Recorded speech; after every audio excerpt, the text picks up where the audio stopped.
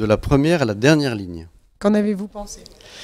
Des choses vraies, beaucoup d'exagération, un sujet globalement assez polémique, y compris le titre, puisqu'en fait il n'a rien contre les DRH, dont il dit que ce sont globalement des gens plutôt sympathiques mais victimes du système.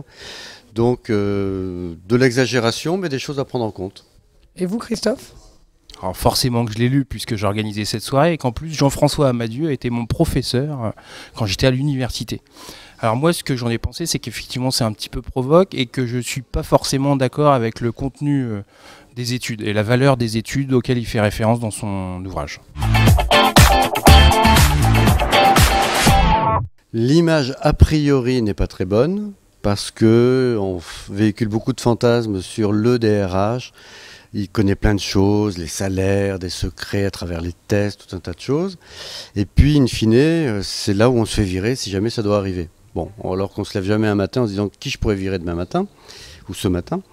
Non, au contraire, on est plutôt là pour arranger les choses, pour rapprocher les managers des collaborateurs.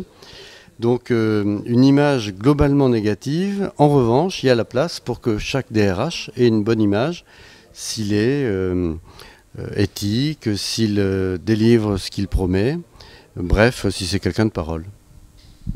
On voit que le DRH a mauvaise presse, mais qu'en interne, lors des enquêtes internes, il est plutôt apprécié.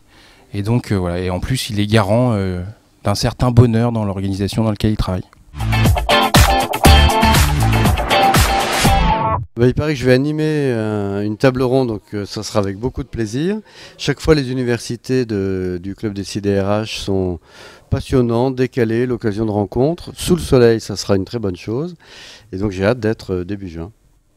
Voilà, fier d'organiser à Marseille, capitale européenne de la culture, l'université de la culture RH.